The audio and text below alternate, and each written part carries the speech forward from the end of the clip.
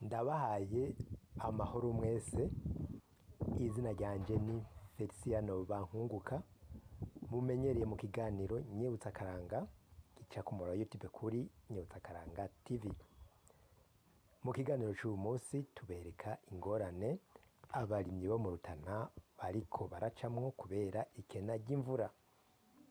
Murabona ingene imirima isigaye imeze, abarimye ibigori, abateye inzuzi n'ibindi biterwa ntibimerewe neza.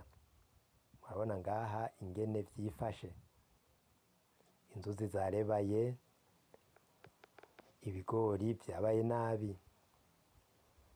Hamwe rero imvura itogwa vuba, ibintu vyoba bigiye kumera nabi, inzara igatera mu gihugu. Twizigire ko bigiye kugenda neza, musabire Uburundi imvura igwe.